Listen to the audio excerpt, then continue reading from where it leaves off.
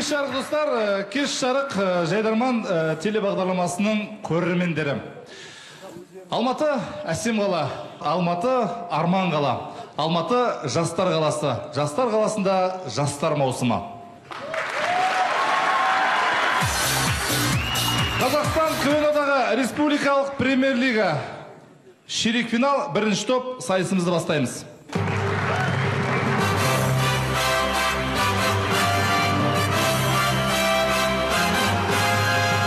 Достар, биылғы маусым жастар маусымы деп аталады, сондықтан да біз кішкене ерекшеліктерге мән беріп отырмыз. Қазір оны сіздер өздеріңіз байқайтын боласыздар. Біздер бірінші сахнаға командаларды таныстырмаймыз. Біз бүгін командаларды бағалайтын әділ қазылар алқасымен таныстыратын боламыз. Олай болса, бұл жандарды сіздер жақсы танисыздар, себебі бұл жандардың барлығы осы Жайдарман сайыстарынан кезінде ойнаған, белгілі бір жетістікке жеткен, тек қана чемпиондардан тұратын қазылар алқасымен таныс болыңыздар. Бірінші қазылар алқасының мүшесі, өнер қырандары командасының капитаны, 2008 жылғы республикалық премьер-лига ойындарының чемпионы Мадияр Серікбаев.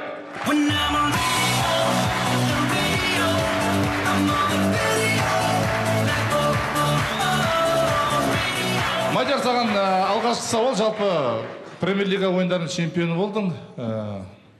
Көңіл-күй қалай? Көңіл-күй өте керемет, армысыздар. Бүгін өйткені қазылар алқасында жай ғана адамдар отырмайды, тек қана осы КВН-де барлығы да чемпион болған КВН-нің қаймақтары ғана отырады, менен басқа. Неге? Өйткені мен қаймақ емес, қаспаққа жатамын. Бәрекелді, Мадияр Серікбаев. Республикалық жоғары лиганың 2009 жылғы чемпиондары. Құлсары командасы Парасат Ибраев.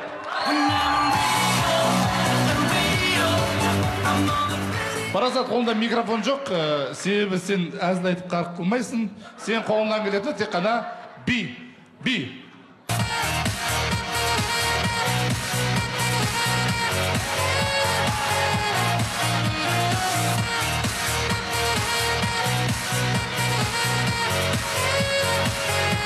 Doğul Çapalar.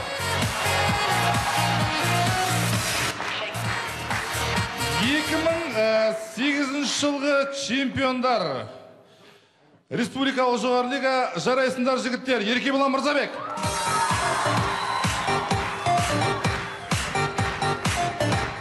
Еркебұлан, айналайын, сен осы қазақша КВН-дардың еркебұласысың.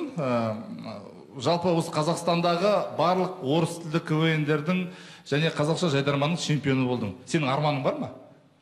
Енді Исна арманды айтсам, ренжіп қаласыз ба деп ойлаймын.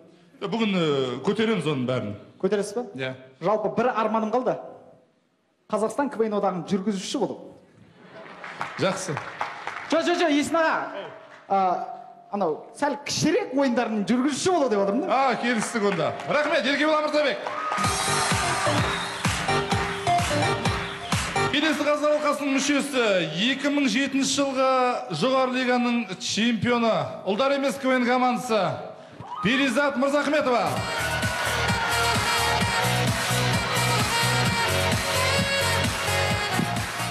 Перизат, жалпы сіздердің командарыңыздың стильдерінде жігіттерді мазақтап, жігіттерді жерге түсіріп, сол ақылы чемпион болыңдар.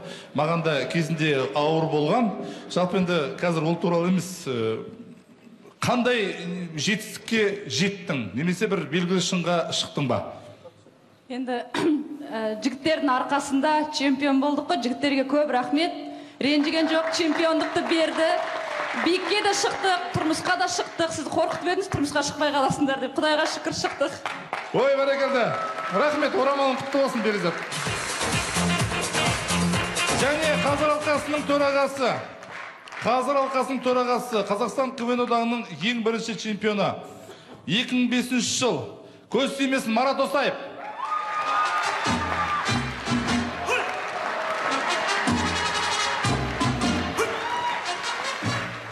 Армысыздар, құрметті Алматы қаласының тұрғындары және оның қонақтары. Сен негізі алғашқы чемпионсың ғой. Жалпы алғашқы деген сөз қандай жалпы? алғашқы дегенде мен негізі мынау Қазақстан КВН одағы ол кезде қазір жайдарман ойындары ғой. Қазақстан КВН одағының алғашқы чемпионы болғандықтан өзімді бір кімге теңесем болады, бір Кристофор Колумб сияқты сезінемін өз-өзімді. Қалай сонда? Екеуміз де қаңғыбаспыз ғой. Рахмет, Марат Достаев. Рахмет. Қымбатты достар, ширек финалда 35 команда бәсекеге түседі. Бүгін 18 команда өнер көрсетеді. Оның 8-і тікелей жартылай финалға жолдамалады. Олай болса, бүгінгі сайысқа түсетін командаларға кезек береміз. Маусымашар фестивалінің қорытындысы бойынша Премьер-лига ойындарына тікелей жолдамалған Гончаров атындағы Қазақ автомобиль жол академиясы АДК арландары Алматы.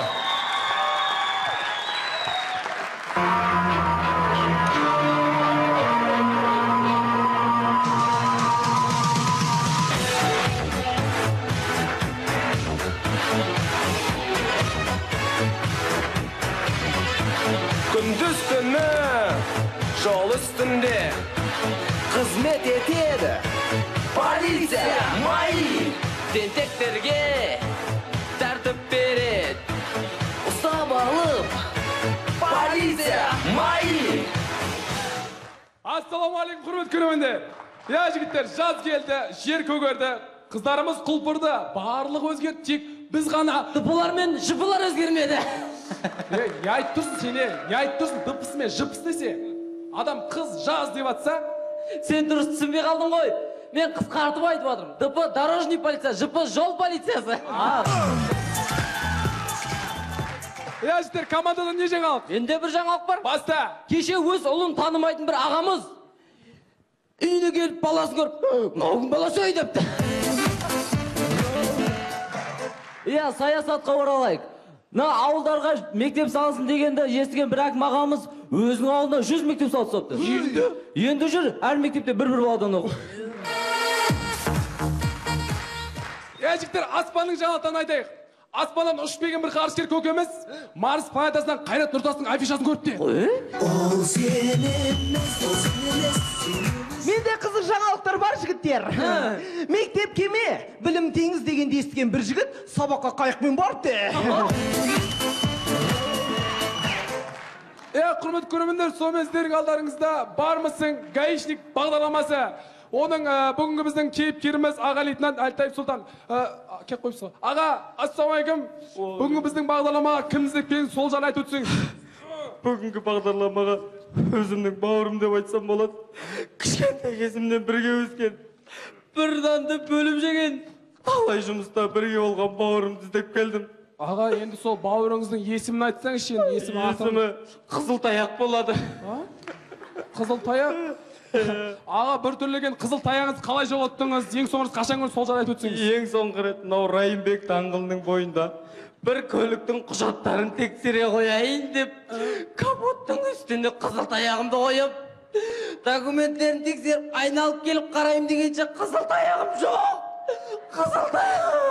Ой, аға, сол енді жаңағы, аға, сабыр аға. Сол жаңағы Қызылтаяғыңызды жаңағы суреті бар ма? Сурет бір. Бар ғой. Бар ма? Егей.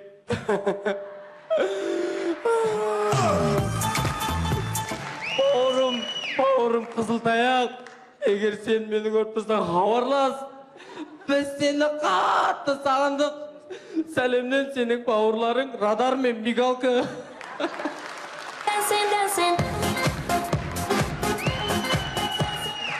Бәріміз бірге, болашаққа бірге Қадам басайық.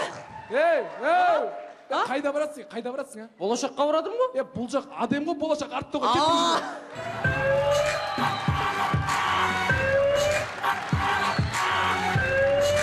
Жалпы бүгінгі сайыстың тақырыбы Жастық шақ ауылында әуенді сәлемдесу және 5 жаңалық бірге орындалуға тиіс. Тақырыбы бауырым қай ауылдан боласың. Және қымбат достар, айта кететін жағдай, бүгінгі өнер көрсететін командаларға бізде Қазақстан КВН одағының бас редакторы Рүстем Елжанов отыр. Қазір командаларда кішкене басқа тілде арзан сөздер қосылып кетіп жатса, сол сөздерге ұпай сандары шегерілетін болады. Рүстем, жазып қойдың ғой. Олай болса жалғастырайық. Ортада Оңтүстік Қазақстан мемлекеттік фармацевтикалық академиясы, Фармакадемия Шымкент.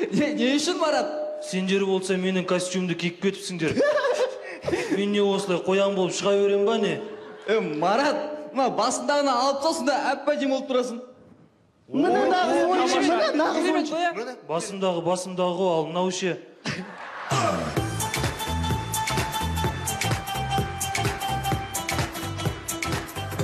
Әзіліміз жалғастырамыз. Алғашқы әзіліміз Мегада болған жағдай. Болдық қой онда жаңа.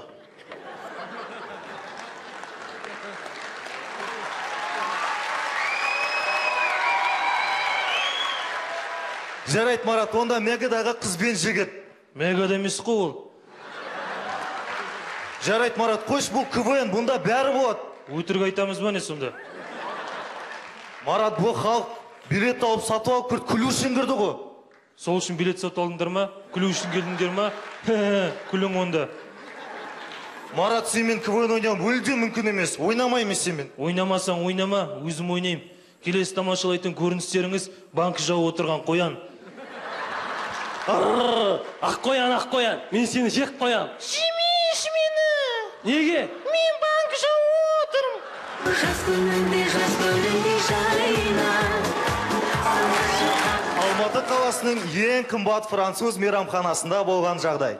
Саламатсыз ба? Сіз Алматы қаласының ең қымбат француз мейрамханадасыз. Сонымен сіз не қалайсыз? Саламатсыз ба? Саламатсыз ба? Сіз не қалайсыз? Нан. Кешіріңіздер, бізде нанды тура айтуға болмайды, бізде нанды пухкуа дейді. Пухкуа. Сіз тағы не қалайсыз? Майонез. Кешіріңіз, мен сізге ескертетін болатын, бізде майонезді жуи дейді, жуи. Онда маған пухкуаға живи жағып беріңізші. Жас күнінде жайна. Самғашы қанаттарды пай. Қазақстан-Германия жолдасы кездесуі әр командың тренерлары өзінің командасына нұсқау беруде. Барлық, Швайнштайгер, Коза, Ахтун, 1, 2, 3, Штайн. Марат, тыңда!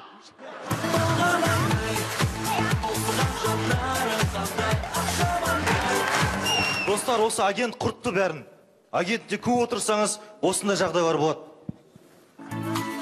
Таңертең мен бір сұлу қыз агентке кіреді.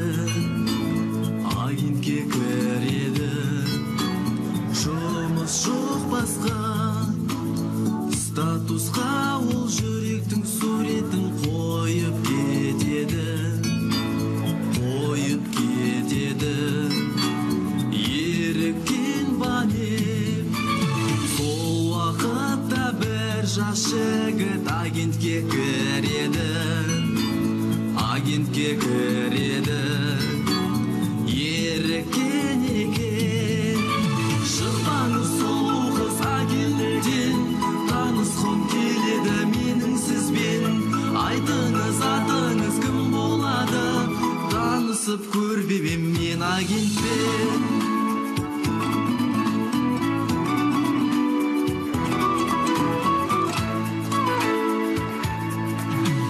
Соныменен қыз бен жігіт ғашық болады.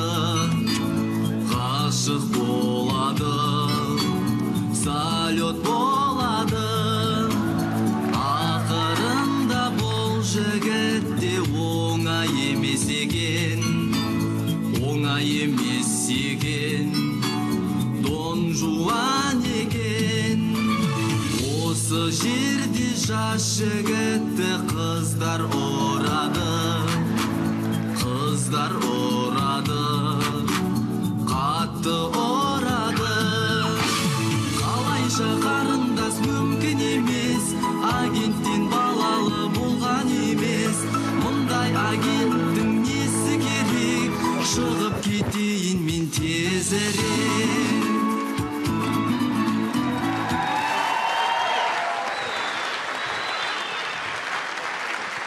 Қымбат достар, пайдасы жоқ агентке кіре бергенше қашан 50 елдің қатарына кіреміз.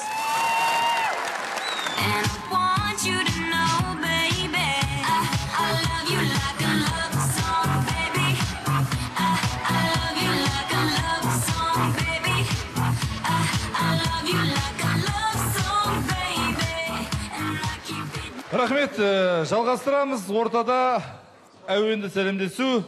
Болашақ университеті, Болашақ VIP, Қарағанды.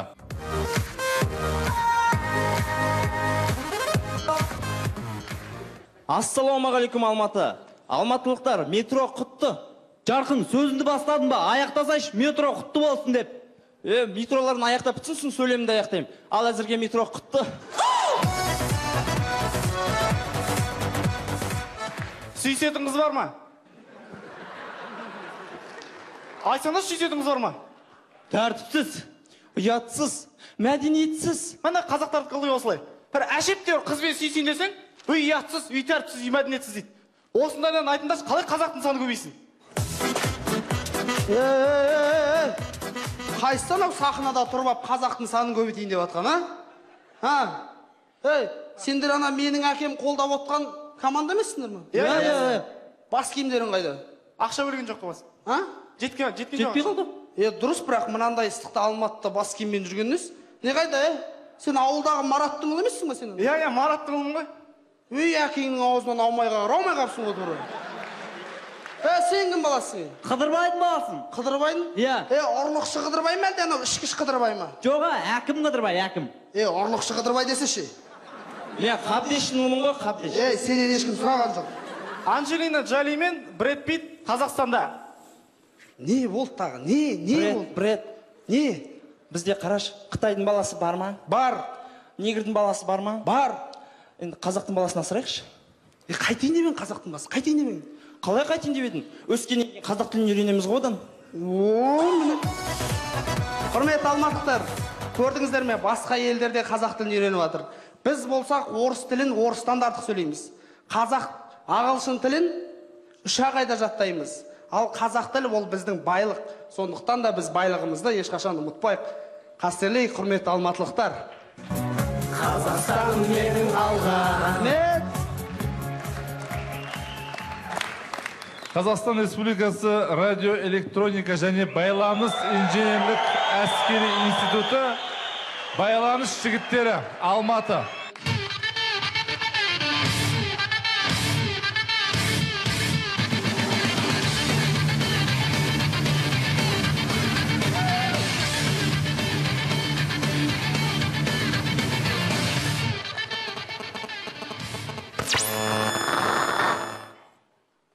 Құрметті көрмедер, жаңаған айттық қой, телефондарын сөндіріп отырыңыздаршы. Не деген түсінбейді? Айлайын бауырым өшсе телефон. Саған айтам, өшірсейін телефон. Не қылған агент ол бітпейтін? Концертте деген, КВНде деген, агентте өлетін болдық қой. Ертең сол қызбен кездесесің, түріне бәрі онша емес.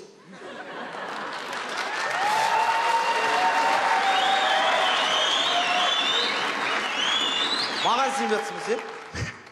Сен маған сенбей жатсың ба? Сенбей жатсаң тісін жұлып берем. Мұған керек емес. Если не веришь зубам деген ол орыстың мақалы. Орыстың мақалы ғой. Орыстың? Орыстың. Мен тісім жылам деп қойдың ғой, мен жылам. Суат кел. Бауырым өшірмейсің ба телефонды? Жекес тозған кейін көріп тұрсың ғой. Су. Өспесің бұл бәлдер су әкемейді.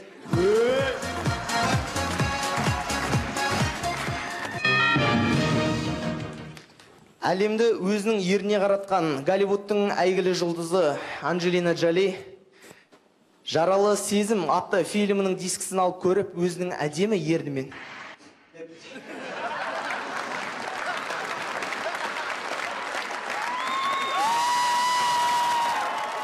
Қазақстан Республикасының тұңғыш ғарышкері Тоқтар Әубәкіров ғарышқа ұшар алдында өзінің баласына сүйікті сөздерін айтады екен. Балам, саған не алып келейін дейді. Ақсақ қой түстенген емес, таңертең маңырап мақалдың бытышын шығарыпты.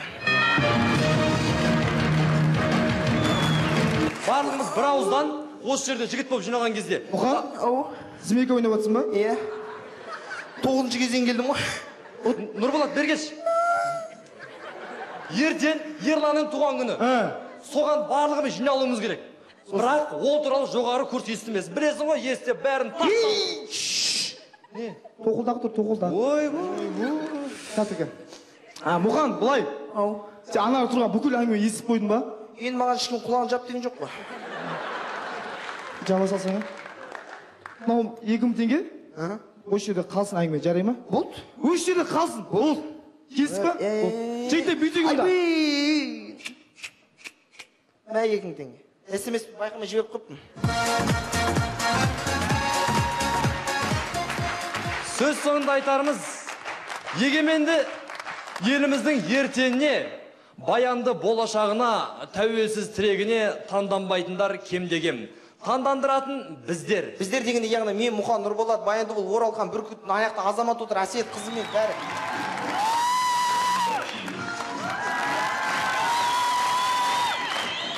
Жалғастырайық.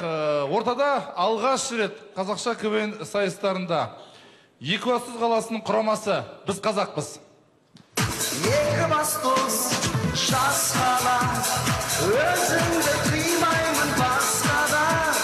Екібастұз. Ассалаумағалейкум, қырғыздың көліктерінен айырылып қалған алматылықтар. Тек қана сіздер үшін Екібастұздың жігіттері би билейді. Әзірше осылай.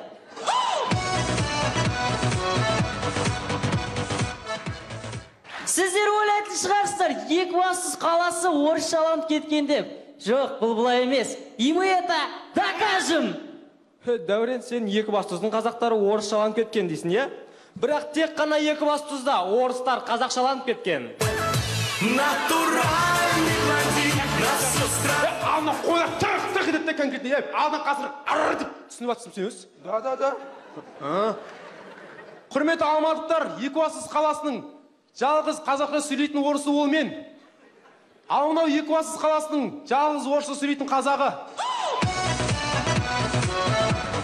Біз әрдайым бірге жүреміз, бірін-бірімізді қолдап жүреміз. Солай ма? Да. Ассалаумағалейкум. Уалейкум ассалам. Молда бол. Неге? Етке тойып жүресің.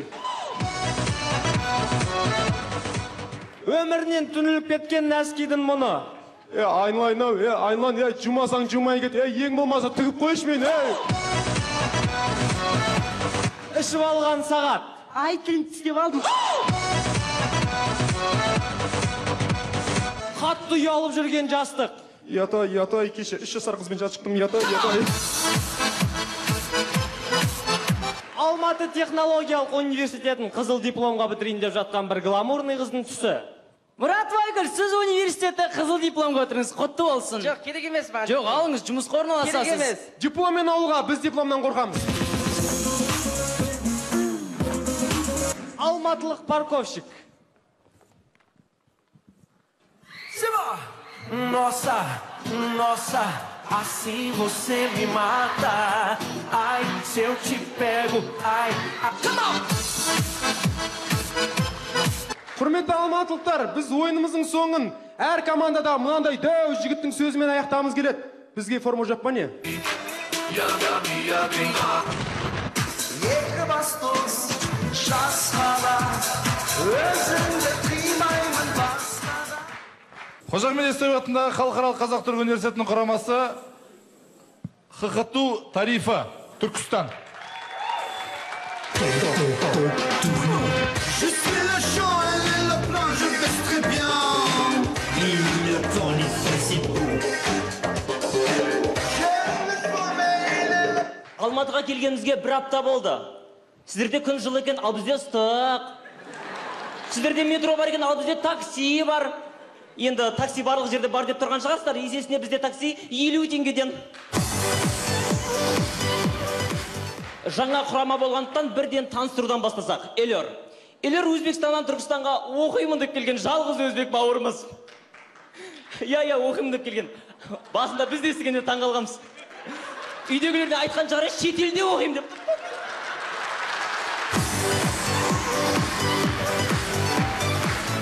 Ақыры оқимын деп келіпсің. Оқу құралдарын көрсетші, лекция дәптерін бер. Міне оқитын бала, лекция дәптері бар, ашып оқиық. Екшілік цементке растворлары. Ал менің атым Бека. Бека, ау? Түркістанда не жаңалық дейсіз ба? Түркістанда жаңалық деген жетеді. Түркістандағы бірінші жаңалық. Қазір Түркістанда пара беру мүлдем жоқ. Әрине ол тәртіптің мықтылығынан емес, жай ғана халықта ақша жоқ. Біздің ауылдың ғалымдары жаңалық ашты. Әлемдегі ең қиын жұмыс ол баняда гамаш кию екен. Қаламыздағы басты жаңалық. Қазір Түркістанда түнгі көбелектер мүлдем азайып кетті. Олар енді тәртіптің мықтылығынан емес, жай ғана халықта ақша жоқ. Ауылдағы ғалымдардың ашқан екінші жаңалығы. Тәтті түс көрген кезде кәмпит сорып жат. Құрметті достар, тақырып ауыл болғандықтан біздің ауылдағы би кеші.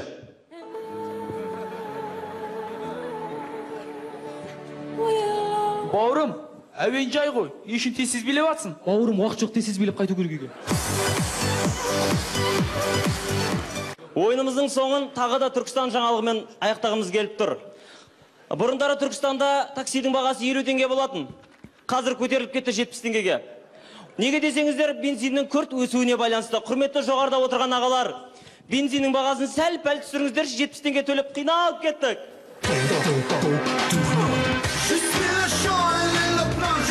Рахмет, жалғастырамыз. Қымбат достар, алғаш рет Премьер-лига сайыстарында бұл қаладан бірінші команда келіп отыр. Ыбырай Алтынсарин атындағы Арқалық мемлекеттік педагогикалық институтының құрамасы. Арқалық. Айтты мен. Айтты қонар. Ойнамай қойық деді мен. Ойнамай қойық деді ме? Білесің бе, кешегі ойны біз неге жеңіп қалдық? Неге жеңіп қалдық, білесің бе сен? Айтшы, білесің бе? Айттым, Ырысбекті қақпаға қоймай қойық деп. Қойық деп. Одан бұрын сен білесің бе не болған? Не бол? Қарсыластар көршілермен ойнап аттық қой футбол. Теміз аяғымыз ауырады білесің бе? Неге? Неге? Олар андай киіп алды. Шортик. Жоқ, олар тепкен кез. Щиток. Міне. Щиток киіп алған. Мен де алдым сондай щиток. Тепші, аяғың ауырды сен. Жоқ қой мұнда. Мына аяқтың теп ауырды аяғың. Ойбай. Аяғың ауырды ма? Міне, осындай бір щиток алып ойнау керек. Ой, тоқандар. Сіздер оны не масқара? Сонау Арқалық қаласынан кеп қазақ айтады, қой көрмеген қуалап өлтіреді деп. Биылғы жылғы тақырып ауыл болды екендеріне осылай шығу сахнаға мақсат па, міндет пе? Не мынау тұрыстарың? 25 теңге, на-на-на-на-на, 25 теңге, на-на-на.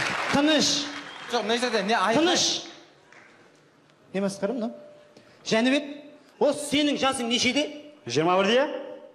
Бәсі, неге бой мыртиып өспей қалған десе метромен құрдас екенсің ғой. Көреміз әлі қаншалықты өсетініңді. Сен осы командада не үшін жүргеніңді білесің бе? Білмейсің. КВН ойнай алмайсың, билей алмайсың, әзіл жаза алмайсың. Сен осы командада бір адамға ұқсаған үшін ғана жүрсің. Әрқайсың өз орындарыңды біліңдер. Сен де орныңды біл, түсіндің бе? Бар орныңа барып тұр.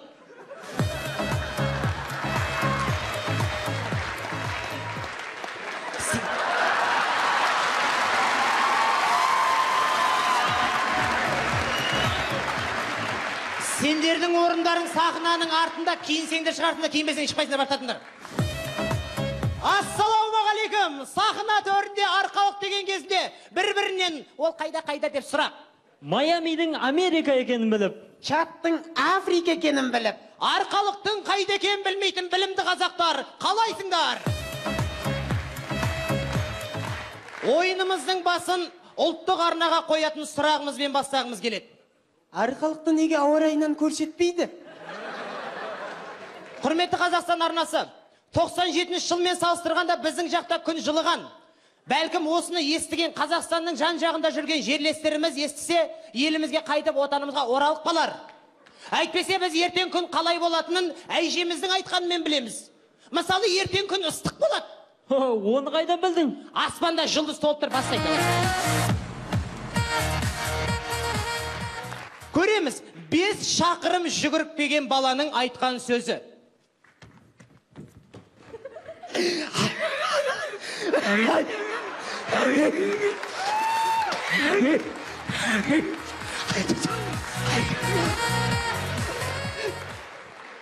Сіздер біле білсеңіздер, Арқалық қаласының мысықтары мынадай болады.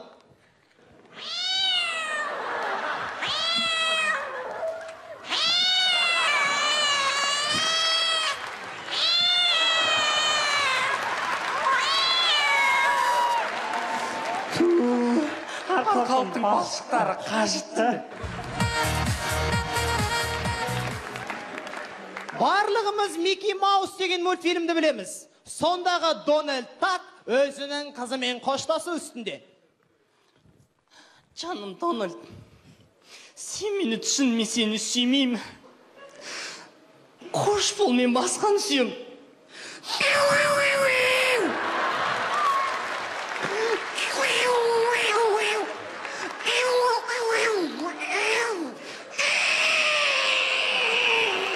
Дональд, жаным тұршы, мен сені сүйем, жаным. Жалпы Алматы мен Арқалық бірін-біріне қатты ұқсайды. Мысалы, Алматыда Арқалықта А деген әріптен басталады. Алматыда өте әсем сұлу қала. Біздің Арқалықта қала. Сіздер республика орталығы атағынан айырылып қалдыңыздар. Ал біз облыс орталығы атағынан айырылып қалдық. Ендеше осы екі тарихи шаһардың басын қосқан Жайдарман қазақша КВН ойындары жасай берсін. Қоштасып барамыз сіздермен, бүгін келеміз күнде іздеумен, біліп келеміз, әлі де көреміз сізді. Ешқашан ағайын ұмытпа,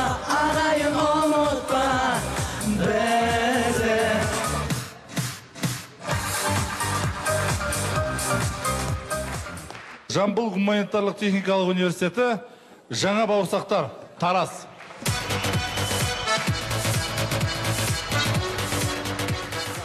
Ассалаумағалейкум. Тараз келді десе, ішкен асын жерге қоятын алматылықтар. Құрметті көрермендер, мен аяғыма көңіл бөлме қойыңыздар. Бірден әзілге көшейікс. Сонымен көрейік, Дерол Сенс жарнамасын Тараз қаласында түсірсе қалай болады екен? Ойбай, кешіңіз, байқамай қалдым. Жаңа Дерол Сенсіз дәм татып көріңіз.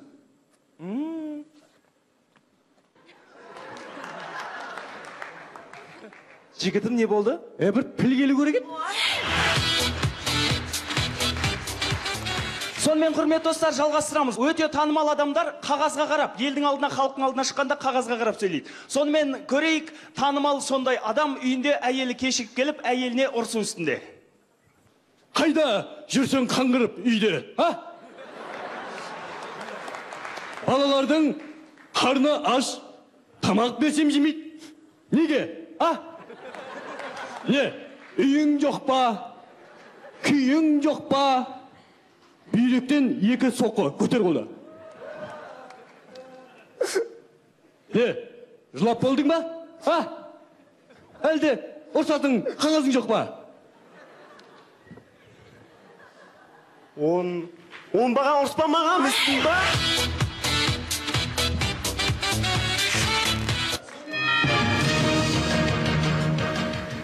Армысың әлеумет. Эфирде 5 жаңалық бағдарламасы. Бүгінгі күннің басты жаңалықтармен таныспаймыздар. Тараз қаласында картаны шешінуге ойнайтын болса, Астана қаласында қыстың күні картаны киінуге ойнайды екен. Қазіргі заманның қыздары первый, второй, яғни бірінші, екінші жейді екен. Ол қалай дейсіздер ғой? Бірінші миыңды жейді, кейін таяқ жейді екен. Сонымен саяси жаңалықтар. Сая деген қызға қоғамтану сабағы мүлде ұнамайды екен. Өйткені қоғамтану сабағында саяси деген сөздер көп айтылады екен. Сонымен құрметті достар, жалғастырамыз. 1 сағат бойы үшінші артық құрбысынан құтыла алмай тұрған екі ғашық, яғни екі қыз бен жігіт. Неменеге әкіп келесің, подружкаңды неменеге әкіп келесің, құрбыңды? Өмір менен кескен соң әкіп келесің де тұрасың. Не дейсің? Әйгерім, түсінші. Орыстарда бір керемет сөз бар. Третий лишний деген. Азамат, не? қанымды ішпеш? Неге? Орысша түсінбейтінді білесің ғой? Ойбай, не айтсам ол? Міне, сосын бітіпті. Сосын әкпес бар, магазин дүкенге бар,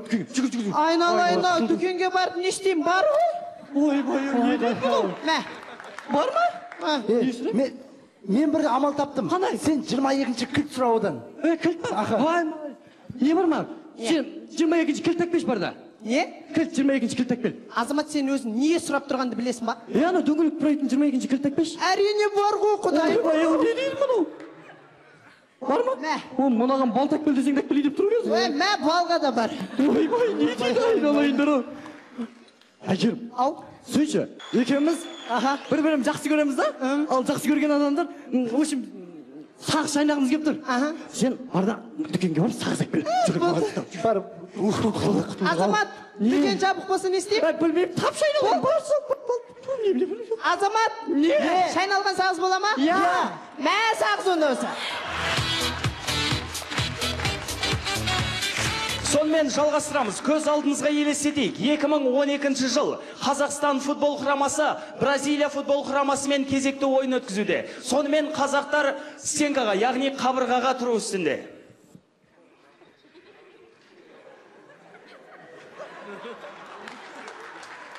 Кеп!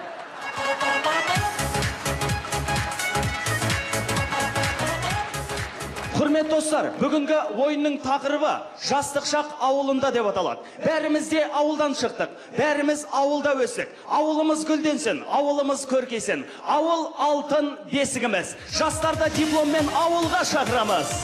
Сіздермен бірге болған жаңа бауырсақтар.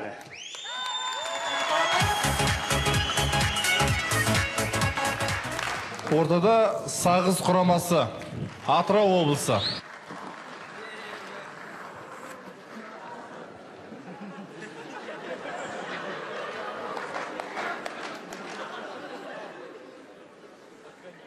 Ассалаумалейкумдер. Біздер Атырау облысы, Қызылқоға ауданы, Сағыз селосында тұратын кісілеріміз.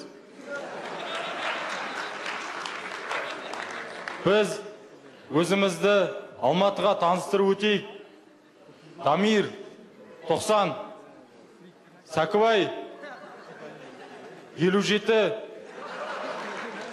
Жандос, 91, мен 92, Пішөн, 73, Қуаныш, 99. Біз биыл 2012 жылы жоғарғы лигада ойнағымыз келіп еді. Бірақ кейін жоқ болып, Маусымашарға бара алмай қалдық.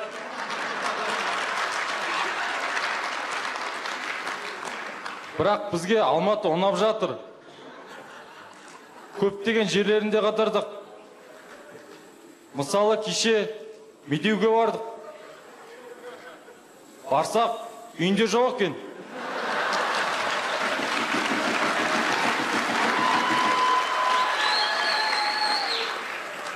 Жұмыс кетіп қалыпты. Медеу жоқ болғасын, Қыдырәліге бардық.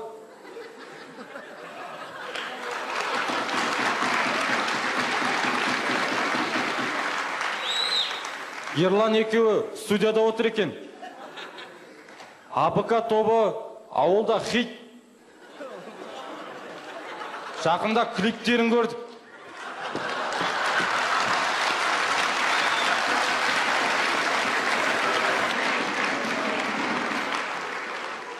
Кілеммен ұшып жүретін.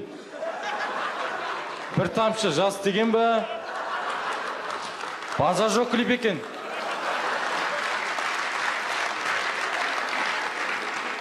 Құтты болсын. Бүгінгі ойынның тақырыбы бауырым, қай ауылдан боласың? Біз Сағыз ауылынан боламыз.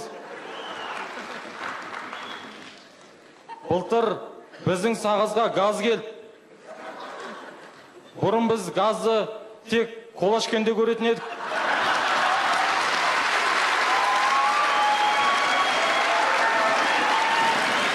Қазір үнемі газ және де біздің Сағыздың топырағынан көптеген беделді азаматтар шыққан.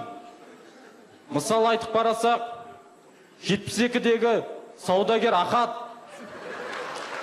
78-дегі DJ Танкымарат, 93-тегі Жажа, 94-тегі рэпер Кука. Осылардың бәрі Сағыздың азаматтары. Біздің командаға жаңадан бір ойыншы қосылды. Сәкібай. Ау. Сен КВН-ге қалай келдің? Мен қойна алдына шығып батсам, Енар барашақтан барасын алып келе жатыр еді. Сакой, ассаламу алейкумды айтып едім. Сакой, сәуенің 11-інде Алматыға КВН-ге барасың ба деп айтып еді.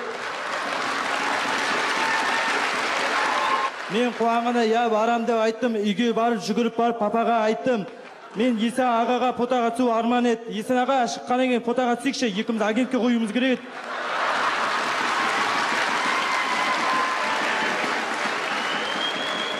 Ерна, саған рахмет. Сәкібай. Ау. Өзің не айтқанын түсіндің бе? Жоқ.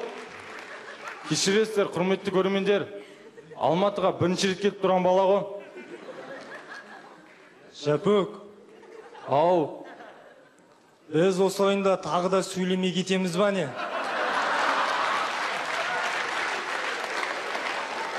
Сөйлеңдер. Дольче Габбана. Адидас. Гуччи. Нейк, Пума, Ребок, Энрико, Маринелли. Жігіттер, база жоқ айтып жатсыңдар. Бірақ бұлар кімдер? Бұлар Алматыдағы Пішөннің нағашылары ғой. Жандос. Ау, мойныңа қып-қызыл қылып мете алғансың. Дом үйлеспейді ғой саған. Қыздың көзі қызылда.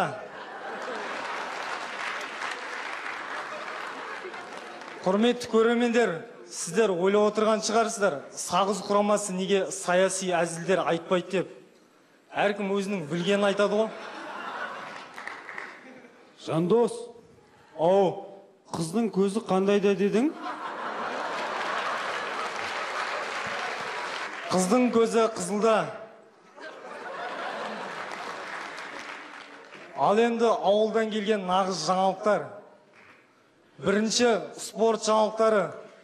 Жақында Сағызда спорт кешені салынды.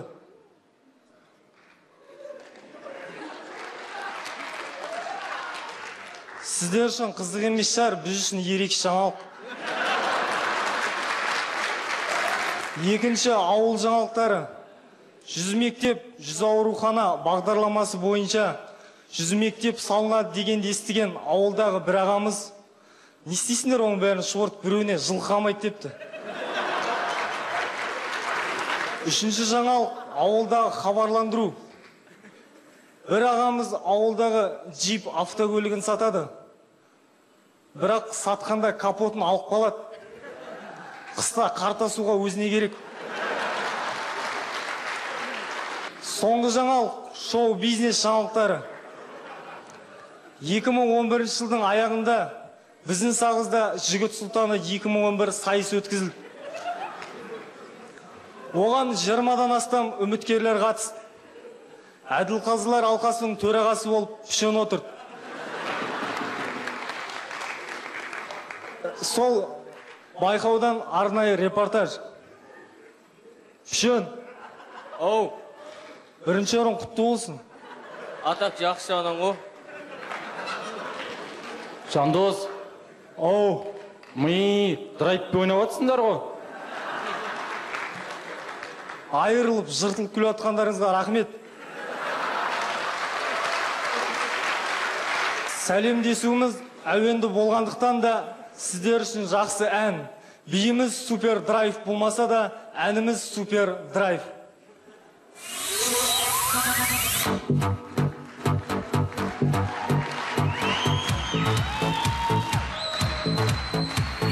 Тәуелсіз ет шаттығың мазар еді. Бұл өлеңді Сәкібай жазған еді. Біздің Сағыз керемет әсем ауыл. Бұл ауылда фокта бар газда келді. Бүгін қойып сапалы күлгізбейді. Жолақысыз таксигер өргізбейді.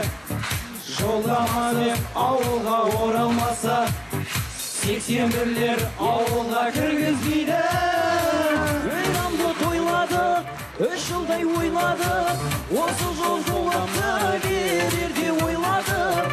Ыстық қой күнніңді, Исаға тоңдың ба, ал Сәкбай, енді риза болдың ба? Құрметті алматылықтар, көптеген командалар Сайына, Сейфуллина туралы әзілдер айтты. Бізге айтатын дым қалған жоқ. Тек қана менің бір сұрағым бар. Нема қыздар, мамаларың біле ме? Ойынымыздың соңын Саз әлемі тележобасына қатысқан әнші Асан Педешевтің сөзімен аяқтаймыз. Әркім барын кейді ғой.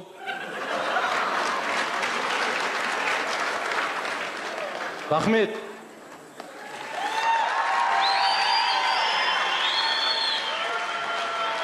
Тараз жастар құрамасы.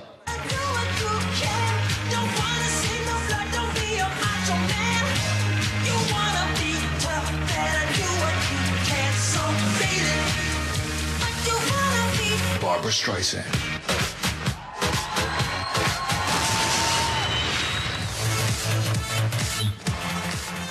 Сәлем, қыздарына тегін билет алып беріп алып іштері ашиып атқан алматылық жігіттер, қалайсыңдар?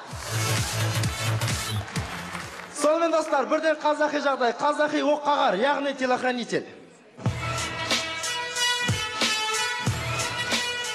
Құрметті қазақстандықтар, осы жақында сіздерге 8 миллион ақша бөлінді. Соған енді жол, балабақша. Осымен 4-ші бастық.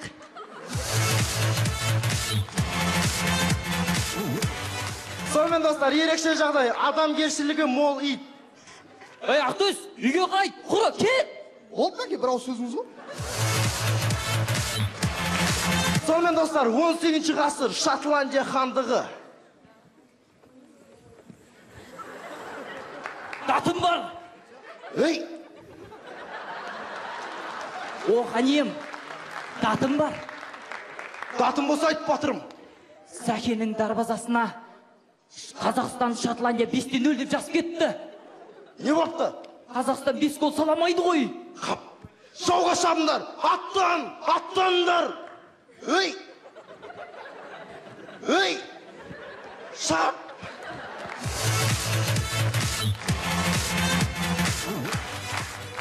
Құрметті достар, тамашалайық. Ауылдың жігіті, қаланың жігітін ауылға шақыру үстінде.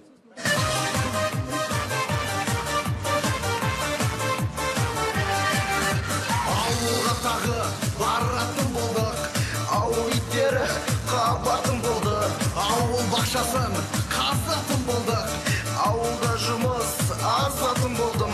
Тоқта бауырым, кеттік ауылға, атта апамен туыс бауырға, күттеді олар бізді асыға, барып қайтайық сағыныш басуға. Беймет, мен түсінбеймін, біздің қалада интернет, түнгі клуб, қыздар бар, ал сендер ауылда не істейсіңдер? Қызықтың бәрі ауылда. Мен сені қазір осы өлеңмен қазір жеткіземін саған. Тыңда. Ауыл жастары атқа мінеді, мінбеймін атқа, олар тебеді. Қалай тебеді олар? Бұлай тебеді екен.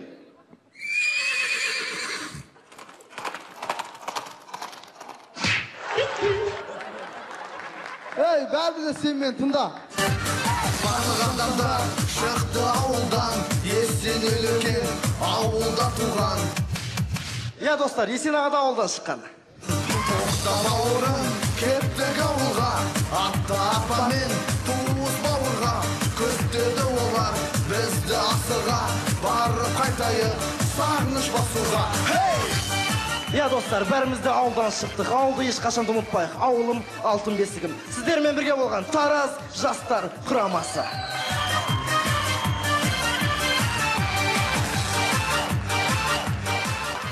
Жалғастырайық, Ақтөбе гуманитарлық техникалық колледжі іске сәт. Ақтөбе. күн тәм көдің сәу Қайырлы кеш, мына жерінде мантудан қалып қойған шырамы бар достар. Қалайсыңдар? Ассалаумағалейкум. Общага. Азамат, алдымен Алматының халқымен дұрыстап амандаспайсың ба? Қазақта керемет мақал бар. Қолың қисық болса да сәлемің зу болсын. Ассалаумағалейкум, Алматы. Азамат, бір құмалақ, бір қарын майды шіртеді. Шіріп жүрсең, жонып жүр маған не дейсің? Баяғы жартас сол, бір жартас. Мә, ол үйленген бала емес па, ол екі жартас қо. Монти, сен не үнемі аузыңа түскенді айтасың? Қылшық. Оны неге айттың? Аузыма түсіп кетті. Азамат, Монти, не командағы жалғызға тесе бересіңдер? Біле берсіңдер, қыз бала ол ана. Ал ер бала он дейсің ғой. Жігіттер, сендер біле білсіңдер, сұлулық әлемді құтқарады. Ойбай, сұлулық әлемді құтқарады дейді, Құдай сақтасын, 2012 жылы ақыр заман болайын деп жатыр дейді. Жұрттың әлем су басады дейді, жұрттың бәрі судан қашып жатса, сен бетіңе таналқы жағалып тұрасың ба? Суға қаш, мен сұлумын, әлем құтқарам деп. Азамат.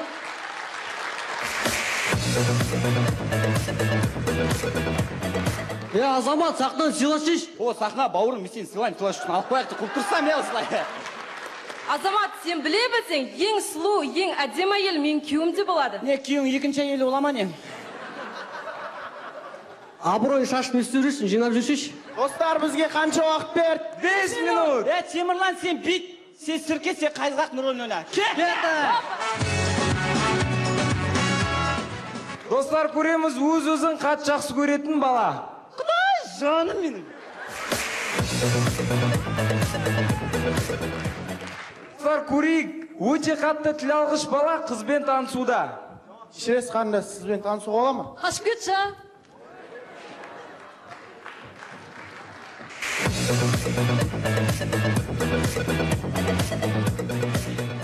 Достар, мен осы қазақтың қарапайым сөзіне түсінбеймін. Мысал үшін, ей бала, не істеп жүрсің, аяғың күс-күс болып дейді. Күс-күс деген не сөз айтыңдаршы осы? Осы мен де түсінбеймін. Банан аудармасын кім біледі? Банан аударылмайды. Жоқ, сендер қателесесің, оны тек қана қазақтар аударған. Қалай сонда? Сары қисық дейді. Мысалы сен тойда отырасың. Құдағай сары қисықтан жеп қой. Ауыл тұрып қалсашы, қарайып кетеді ол.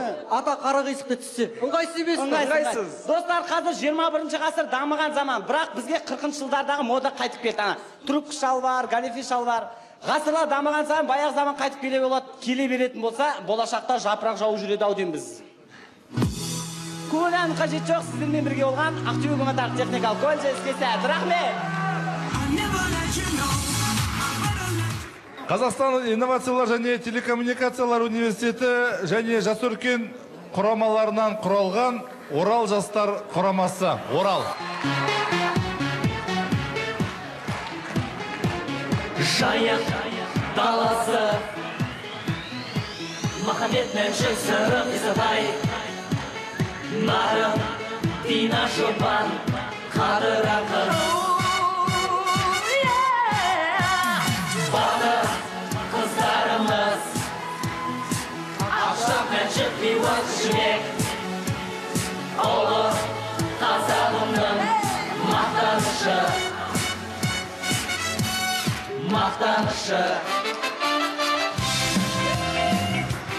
Қазақстанда тұрып қазақ тілін жетік білмейтін қазақстандықтар. Қайырлы кеш! Қазақтың ұлттық өнері айтыс. Хей! Шап! Жібер аттың басын!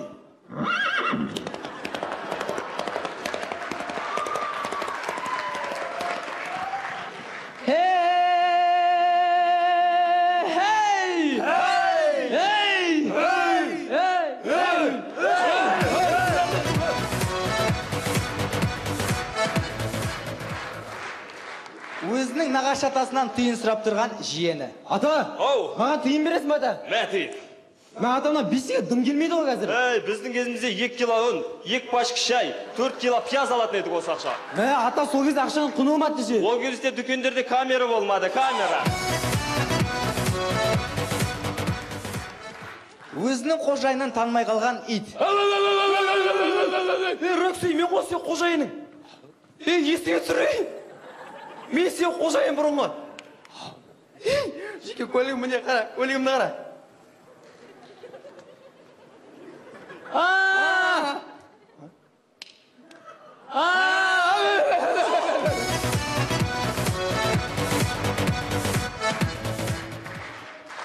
20 ғасыр батырларының қақпашуы.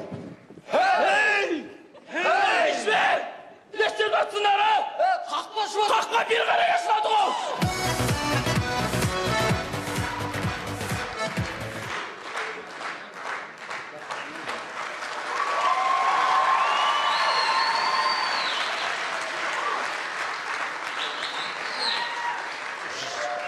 Жайдарман ойындары әрдайым достыққан дейді. Құрмет достар, дос болайық.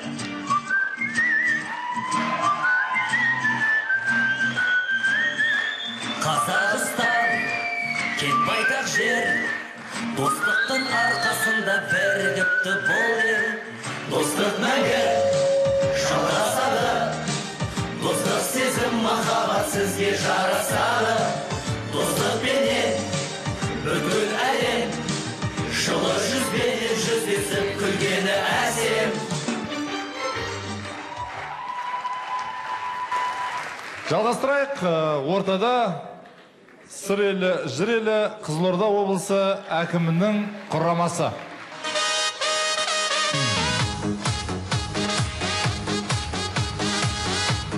Ассалаумағалейкум, Арман қала Алматы. Кейкі байқамасы арнайы Алматы үшін кетті.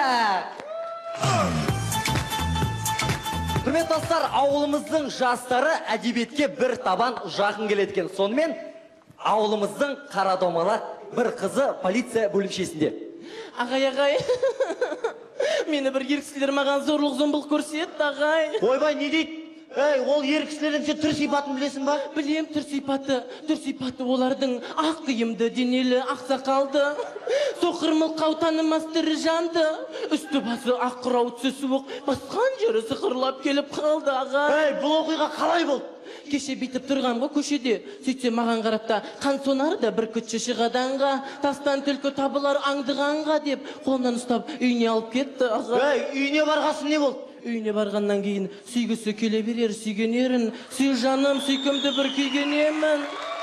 Ақытшы беш бетіңнің түймелерін дейді. Ей, содан кейін не болды? Содан кейін есімде жоқ. Көзімді ашық қалсам, сұр бұл түсі суық қаптайды аспан. Көз болып... Ауылымызда қазақ тілі орыс тіліне қоса агент тілі деп пайда болыпты. Агент тілін жетік меңгерген екі қыз бен жігіт. Сәлем. Прива. Қалқалай. Норм точка өз. Тема. Ымхым. Мықымы. Дәл осы оқиға бір сағаттан кейін. Нағып тұрсың? Жай тұрған өз. Менде со. Ымхым. Бұқыбы. Ойбай, не істедің? Будильник қой. Құрметті достар, жалғастырамыз қарапайым ауылымыздағы жанұяда болған оқиға. Әке, не болды қызым? Кеше ғана мен отырысқа бардым ғой. Ой қызым, отырыс қалай болды? Отырыс деген жынды болды. 2 сағат тігіс биледік. Сөйтіп жігіттер жағы шаршап қалды. Содан кейін айтты, Салтанат дастарханға отырып бір шай пай ішіп алайық деді. Сосын? Сөйтіп Салтанат сен шөлдеген шығарсың, сусыннан ішіп отыр деп пепси құйып берген тұғын. Содан кейін не болды? Сол пепсиді ішіп қалған. Содан кейін не болды? Содан кейін есімде жоқ, көзімді ашып қалсам, сұр бұл түсі суық қаптайды аспан. Алғашқы астанамыздан Алматы шаһарына келгеннен кейін серуендеуді жөн көрдік. Ең бірінші Көктөбеге бардық. Одан кейін Медеуге бардық. Мәдени астана болғандықтан Әуезов атындағы драма театрға барып, спектакль көріп, рухани байлық алып, далаға шыға бергенде, әттеген-ай, Алматының бұзақы жігіттеріне ұстанып қалдық. Содан кейін есімізде жоқ, көзімізді ашып қалсақ, сыр бұл түсі суық қаптайды аспан. Әрқашан бізбенен КВН ойна, көңілдің кештерді біз сағынуда, мүмкін кездесерміз біз финалда, сахнада. Stop the beat, drop the bass.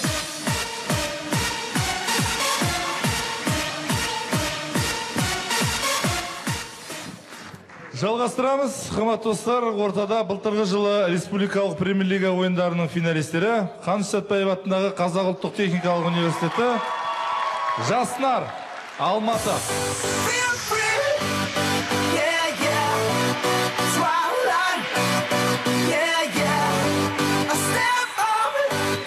Yeah, yeah. Twilight.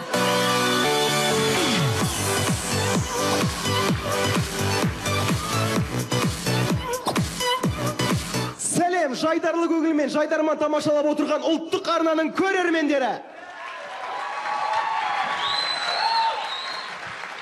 Ал бізде метро бар деп мақтанатын алматылықтар. Қалайсыздар?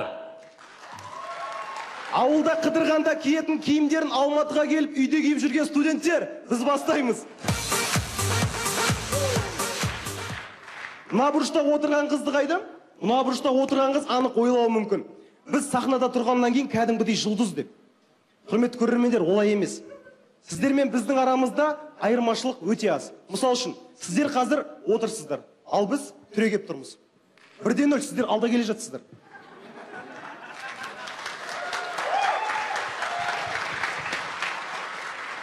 Келесі айырмашылық мына бұрышта отырған 3 қызға арналады. Біздің үстіміздегі киім бірдей, әрі өзіміздікі. Ау? Я, өзіміздікі.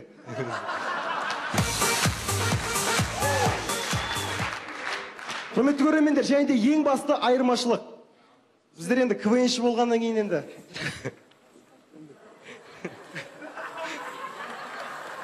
Әзілқой келеміз да, әртіс келеміз сонда.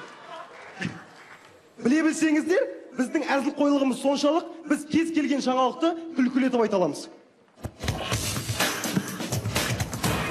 Мамасына өте қатты ұқсайтын бала, ата-аналар жиналысына өзі барады екен. Кеше барахолкада 3 контейнер өртеніп кетті. Соның нәтижесінде Мегада 5 бутик жабылып қапты. Патриот ұрылар тек қана ұлттық банкты тонайды екен. Үндістанның ұятсыз фильмдерінде де ән мен би болады екен. Лондонда өтетін Олимпиада ойындарынан Қазақстан спортшылары кемінде 3 алтын алқа алып келу керек. Болмаса Әблязовты. Қазақ ұлттық техникалық университеті жастар құрама КВН командасы. Инженерлер. Мені бірін кен қала қалада Берен ара ниеттеден көбеюде оқиғалар бара-бара жеке дара ешкім жоқ әркімнің бір үстінері ең бірінші кейіпкер бұл қағыр қолғапшы бес Былай істейші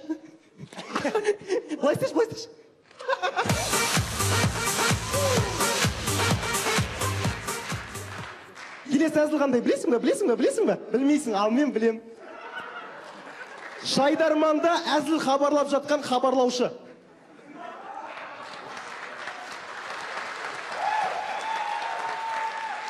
Құрметті қыздар қауымы, біз жігіттер үшін қыздардың мінезін түсіну өте қиын. Балдыр, қалайсың? Қойш, Дархан. Қалайсың деймін, Дархан, қойш деймін. Қалайсың, қойш деймін, Дархан. Не бір емес, екі емес. Сәл еркелетсе ол адам басына шығмасындар да тегі. Ши!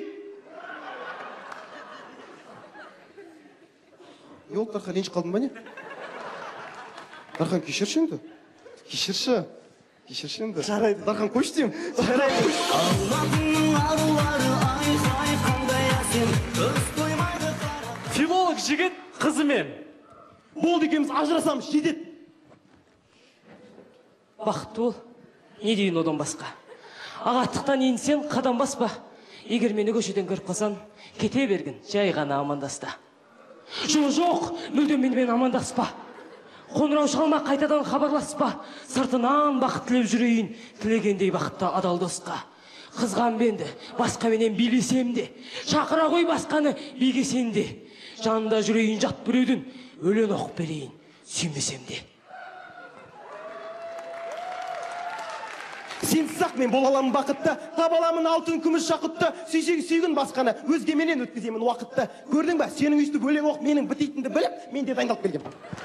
Алматының арулары ай-хай қандай әсем Өз тоймайды қарағанда Біле білсеңіздер, қазақ жерінде ең алғашқы рет қойылған пьеса бұл еңлік кебек пьесасы. Бір қызығы, мұндағы рөлдердің бәрін ер адамдар сондаған. Сонымен алдарыңызда еңлік кебек пьесасы Мұхтар Әуезов суфлер. Есенің батыр, бағаналы бері соңымнан еріп келе жатқаныңызға қарағанда, маған деген бір көңіліңіз бар ау. Еңлік жан, несін жасырайын? Ғашықпын ғой саған еңлік жан. Есен батыр, Сізге айтар бір сырым бар. Қандай сыр? Мен еркек. Ай! Есен Батыр. Менің сүйгенім бар. Ол Кебек. Кебек барамызға түскен. Еркек болса шықсын жекпе-жекке, шақыр Кебекті. Кебек! Кебек, сені Есен Батыр жекпе-жекке шықсын дейді. Кебек, еркек болса шық жекпе-жекке, қатының артына тығылмай. Кім қатыны? Ай! Жолғасын.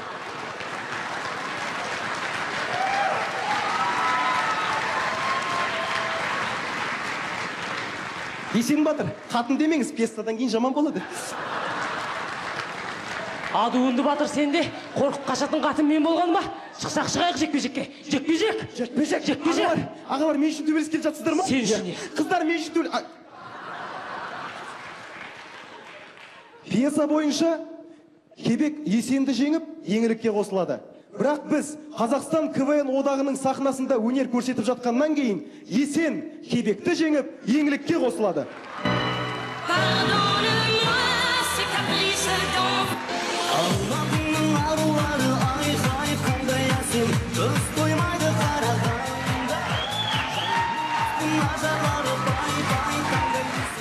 Құрметті көрермендер, шын мәнісінде өмірдің өзі үлкен театр секілді. Ал әр адамның өзінің сомдап жүрген кейіпкері бар.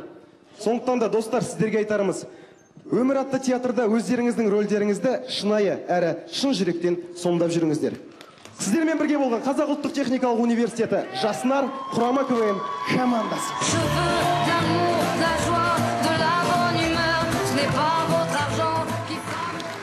Тағы бір ерекше командалардың бірі биылғы жылы маусым ашар фестивалі бойынша қорытындысы бойынша премьер-лига ойындарына жолдама алған Жамбыл облысы Жуалы ауданы Алғабасар.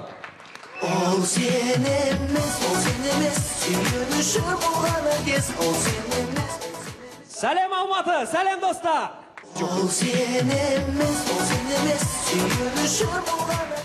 Өздеріңіз білесіздер, біздің жас футболистер Бразилияға барып оқып келген болатын. Сол жас футболистпен Қазақстан футбол федерациясының өкілдері кездесу үстінде. Міне, барлық мемлекеттер бұлай оқытамайды футболистерін. Бразилияға апарып. Көп нәрсе үйренді деп ойлаймын мен бұны Бразилиядан. Көрсетші не үйренгеніңді.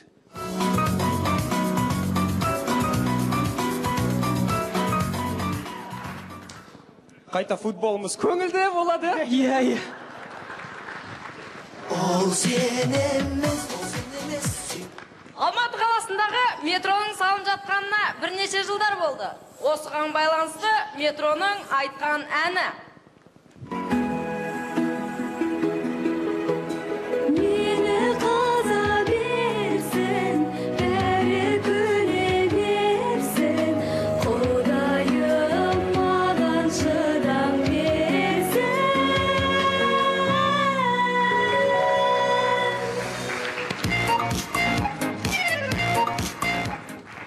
Біздің әнұранымыз шетелдерде бірнеше рет қателесіп қойылған болатын. Алдағы Лондон Олимпиадасында әнұранымыз тағы да қателесіп қойылатын болса, біздің спортшылар мынандай айла тапты. Easy come, easy go, that's just how you live. Oh, take it all, but you never give. Should've known you was trouble.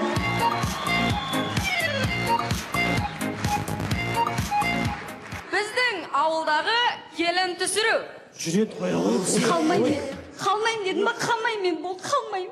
Ай, шырағым, не болды сонша айқай-шу шығарып? Ой, апа, қойыңызшы. Білемсіз не айтайын деп тұрғансыз? Жіберші қолымды. Айналайын, бізде жас болғанбыз, мына қыз жат жұттық деген, жаман жерге келген жоқсыз, әлі-ақ бақытты боласыз дейін деп тұрсыз ғой маған, Сіз, апа, ана есіктің алдына барып жатып алмақсыз ғой шашыңызды жайып. Білем мен ондарын, айтпаңыз маған, білем мен ондарын. Ай, кемпір, ау, жүр сценарийді өзгертейік. Ол сен емес, сүйгеніші болғаны кез. Қазақстан ұлттық арнасындағы риясыз әңгіме бағдарламасы. Қайырлы кеш, құрметті көрермендер. Бүгінгі біздің студиямыздың қонағы үлкен ғалым ағамыз.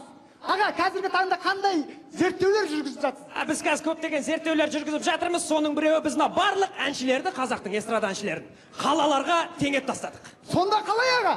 Мысалы, сіз кез келген әншіні айтыңыз, мен қай қалаға ұқсайтынын айтамын. Нұрлан Абдуллин. Нұрлан Абдуллин Көкшетау қаласы. Неге?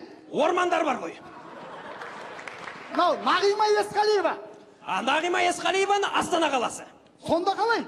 Күннен күнге өсіп өркендеп, үлкейіп келе жатыр біздің Астанамыз. Роза Рымбаева. Роза Рымбаеваны Тараз қаласына теңесек болады. Неге? Көктем шақырып жүргенде 2000 жыл болды, әлі шақырып жүр. Не деген кемейдің көктем ол? Орда тобын. Орда тобын Шымкентке теңесек болады. Неге? Енді өмір шымкенттіктер сияқты опырлап жүреді, бірақ өлең айтатын бір-ақ адам. Мынау Сейфуллин Жолбарыс. Сейфуллин Жолбарысты мынау Жамбыл облысында Қаратау деген қала бар. Оның 15 000 тұрғыны бар. Соған ұқсатсақ болады. Сонда қалай аға? Шағын болса да Құдайға шүкір қала. Мынау Мадина Садуақасова. Мадина Садуақасованы осы Алматы қаласына теңесек болады. Неге? Таулары биік. Мынау Меруерт Түсіпбаева. Меруерт Түсіпбаеваны Қарағанды қаласына теңесек болады. Сонда қалай аға? Алматыға қарағанда таулары кішірек, енді мойындау керек оны. Аға, түсінбей қалдым да менше. Соңғы екі әнші туралы бір ыңғайсыздау айттыңыз ау деймін. Бауырым, мен олардың таланты туралы айтып тұрмын, таланты.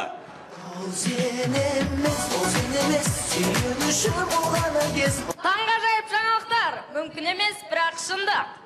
Мүмкін емес, бірақ шындық. Қарапайым халықтан жасырылған ақиқаттар. Чемпион бағдарламасында Қайрат Түнтеков пен Лұқпан Жолдасов арасында өткен бокстасу. Сынған тырнақтар, бетке тиген шапалақтар мен жұлынған шаштармен аяқталды. Мүмкін емес, бірақ шындық. Жуалы ауданында өте сауатты жүргізілген гендерлік саясаттың нәтижесінде Боралдай ауылының ешкілері қойшылармен бәсекелесіп, билікке араласа бастады. Мүмкін емес, бірақ шындық. Күлпән апа Сейсен атаның жоғалған сиырына пал ашып отырып, интернетке қосылып кетіпті. Мүмкін емес, бірақ шындық. Кеше Жуалы ауданында жаппай шай ішуден өткен жарыстың соңы мәдениет үйінің артында болған жаппай тәрбиесіздікпен жалғасты. Мүмкін емес, бірақ шындық. Ішкі істер бөлімінің қызметкерлері кезекті парламент отырысында кейбір депутаттардың қазақ тіліндегі ә, ң, ғ, о, қ, ө әріптерін зорлау фактісін анықтады. Мүмкін емес, бірақ шындық. Қарапайым халықтан жасырылған ақиқаттар. Жуалы, жер жанаты. Бұл шындық.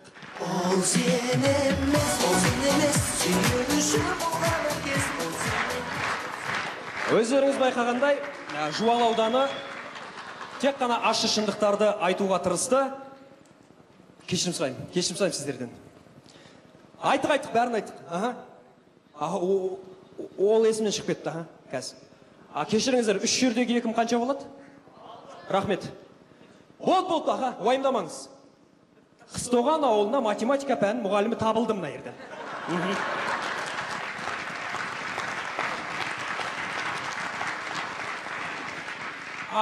Оны міне айтайын деп тұрмын. Құрметті достар, ауылға құрт, ірімшік, май жеп, сүт, айран, қымыз ішу үшін ғана келмеңіздерші.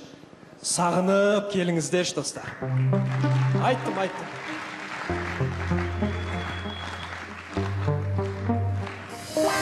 Ауыл біздің сәніміз, ауыл біздің нәріміз, сол ауылдың төрінде өсіп өндік бәріміз.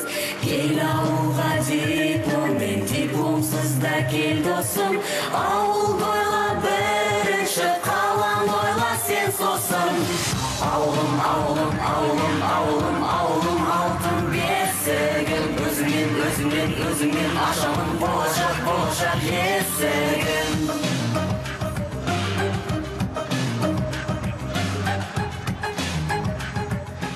Ортада Шымкент жастары. Шымкент. Ассалаумағалейкум, Алматы. Сіздердің алдарыңызда 2 адам ерегісіп қалса қой деп ажыратып барып, ақырында жабылып ұратын Шымкенттің жастары. Достар, Жастықшақ ауылында, Жастықшақ деген керемет. Бәріміз ауылда ғажап өткіздік. Шымкент, құрметті қаладағылар, сіздер Жастықшақтарыңызда ауылда емес қалада болдыңыздар. Әдем-әдемі саябақта қыдырдыңыздар, ойнадыңыздар, йогурт, сникерс, банан жедіңіздер. Одан кейін әдемі ойыншықтармен ойнадыңыздар, иә? Ал бізде ауылда ондай емес. Ауылда бізде қойдың жақсы егін пистолетті ойнадық. Одан кейін жері жоқ доппен футбол ойнадық кешке дейін. Ағашта ат қып міндік өтірік емес. Ең қызығы енді піскен көк алманы тұзға батырып жедік. Керемет емес. Дұрыс айтасың. Қаладағы кездесуді айтсайшы. Ойбай, қаладағы кездесулер мынандай ғой. Қандай? Ғашықтарым кафеге барады, мега-центрге барады, саябақта аралап жүреді ғой, ойбай. Ауылда ондай емес. Ауылда Әбілқайыр көкеннің қорасының артында кездесесің. Одан кейін қой өрістен қайтқан кезде бір көресің. Бөтен қой сұрап барып бір кездесесің. Одан кейін Денис біткеннен кейін 5 минуттан кездесесің. Ең басты сағыныш, сағыныштың астарымен Шымкенттің жастары.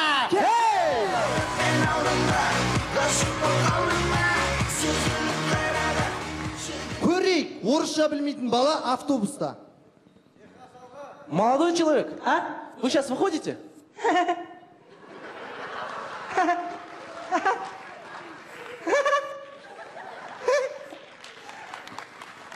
Молодой человек-паук, а? Вы сейчас выходите? Крученый, крученый. Вы сейчас выходите? Мен телефоным емес, наныш, мен телефоным емес.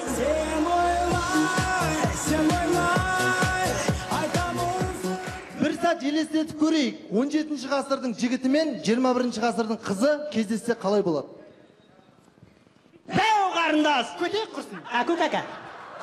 Ей, әку какасыныз? Менің атым Махамбет. Жарайды, Махан, не үшін келдің?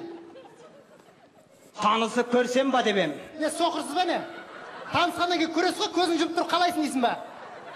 Сонда да танысуға бел будым. Ана буған беліңізді сәл босатып қойыңыз, ішіңіз ауырып қап жүрер. Мүмкін жүрегіңізде бос орын бар шығар. Жүрегімде бос орын жоқ, бәрін билет алып өзім отырдым, түсіндің ба?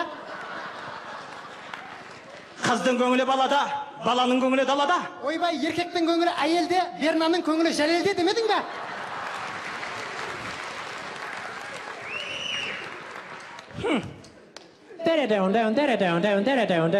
Алло, кешіріңіз, кассадан кейін барам, күтіңіз. О, қарындас, мынауың не, көзіме ыстық көрініп тұр ғой. Абайлаңыз, көзіңіз күйіп қалмасын тағы да. Мынауың не? Сотка. Ботқа? Сотка. Боқта? Кімді боқтайын деп тұрсың, тоқта. Бұндай сендердің кездеріңде болмаған, саған қалай түсіндірсем екен бұна? Алло, болды, спектакль бітті, міне шығып баратыр ма?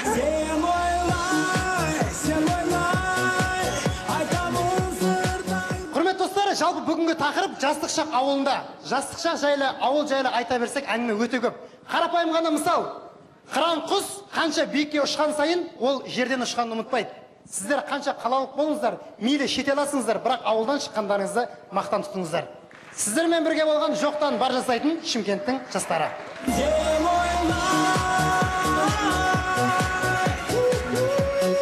Ой, рахмет.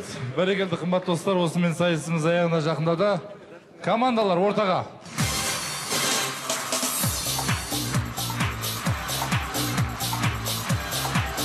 Ұпай саны жоғары балл 7 ұпай. Реттілік бойынша оқимыз. Адық Арландар Алматы 7-6-6-4-4. Фармакадемия Шымкент 5-6-4-4. Орта Азия университеті құрамасы Алматы 5-5-5-4-4. Абзал Жандар Ақтөбе 7-6-7-5-5. Болашақ VIP Қарағанды 4-4-5-5-5. Байланыс жігіттер Алматы 7-7-7-6-6. Біз қазақпыз, екібастұз 7-7-7-6-7. Халықаралық Қазақ-Түрік университеті тарифі Түркістан 6-7-7-6-7. Арқалық мемлекеттік педагогикалық институты құрамасы Арқалық 7-6-7-6-6. Жаңа бауырсақтар Тарас 6-6-6-6-5. Сағыз Атырау облысы барлығы 7 ұпай. Дара жастар құрамасы 5-6-6-6-5. Іске сәт Ақтөбе 5-6-6-5-5. Жас өркен Орал 6-6-6-6-6 ұпай. Барлығы бірдей 6 ұпай. Қызылорда облысы әкімінің құрамасы 5-5-4-5-6. Жаснар, Қазақ ұлттық техникалық университеті Алматы 7-7-6-6-6. Алғабасар Жуалы 7-6-7-6-6. Шымкент жастары 7-6-4-6-6. Бүгінгі сайыс туралы қазақ алқасының пікірін тыңдайық. Мадияр Серікбаев. Армысыздар. Командалар және де құрметті көрермендер, бүгін өте қызықты ойын болды. Көп жерінде күлді, көп жерінде ойландық, біраз алатын заттар бар екен. Жалпы керемет сіздерге алда өте биік шыңдарды, белестерді бағындыруларыңызға тілектеспіз. Парасат Ибраев. Кеш жарық достар, командалар сіздерге біріншіден көп рахмет. Бүгін өте жоғары дәрежеде ойын өткен сияқты. Осы атап айтсақ, байланыс жігіттері, Жаснар және де Сағызға көп рахмет айтамыз. Исаға сізге көп рахмет. Алға. Елизат Мырзахметова. Қайырлы кеш достар. Командалар барлықтарыңа көп рахмет. Еңбектерің көрініп тұр. Сәттілік барлығыңызға. Еркебұлан Мырзабек. Тағы кеш жарық. Жалпы ойын жайлы айтып кетсек, ойын абзал жандарға дейін қорқып отырдым да, абзал жандарға дейін керемет ойын өтті деп айтуға болады. Марат Достаев. Құрметті командалар, маған бүгін ойын керемет, тамаша ұнады.